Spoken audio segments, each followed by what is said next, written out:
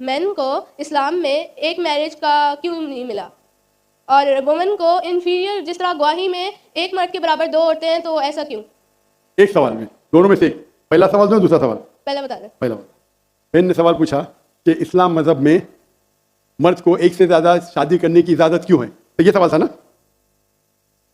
ठीक है, अगर आप पढ़ेंगे दिगर मज़हब की किताब में, चाहे बाइबल पढ़ो, चाहे वेदा पढ़ो, चाहे गीता पढ़ो, चाहे तलमुद पढ़ो, कोई भी मजहबी किताब में ये नहीं लिखा है कि आप एक ही शादी करो।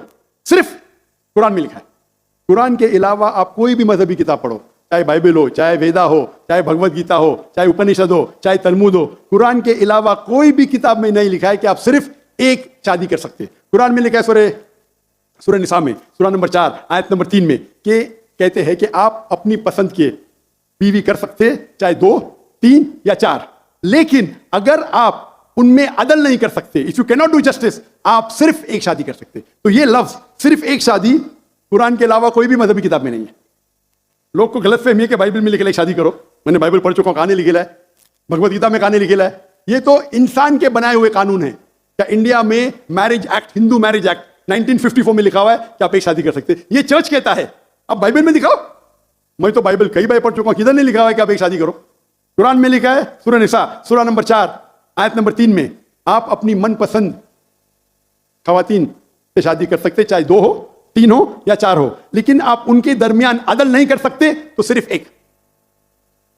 अगर आप पढ़ेंगे रामायण में राम के वालिद की एक से ज्यादा बीवी थी।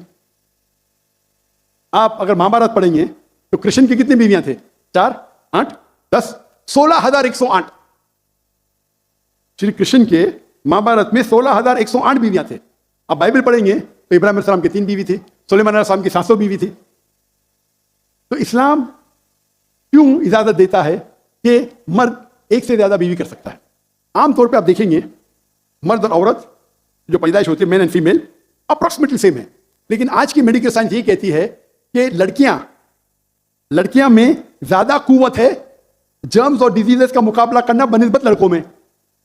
मेडिकल डॉक्टर हूं, इसीलिए आप देखेंगे कि बचपन के एज में लड़कों की ज्यादा मौत होती है बनिस्बत लड़कियों के। तो आप अगर एवरेज देखेंगे 15 साल, 20 साल, 30 साल, लड़कों की तादाद ज्यादा है, सॉरी लड़कियों की तादाद ज्यादा है। आमतौर पे लोग मरते हैं सिगरेट पीने से, शराब पीने से। अक्सर मर्द मरते हैं शराब पीने से, सिगरेट पीने से। जब जंग होता है तो कौन ज्यादा मरते? लड़के, आदमी। सिर्फ एक जंग में औरतें ज्यादा मरी। कौन से जंग में? फलस्तीन के गाजा में। क्योंकि वो जंग नहीं थी, वो जेनोसाइड था। इजराइल ने चुन चुन के बच्चों और औरतों को मारा, 2/3। लेकिन अक्सर जब जंग होते थे, आप देखेंगे तो मर्द मरते हैं बनिस्बत औरत से। तो आज की तारीख में आप अगर देखेंगे, मिसाल के तौर पे यूएसए में, सिर्फ यूएसए में 42 लाख से ज्यादा औरतें हैं। सिर्फ रशिया में 1 करोड़ से ज्यादा औरतें हैं। सिर्फ जर्मनी में लाखों औरत मर्द से ज्यादा है।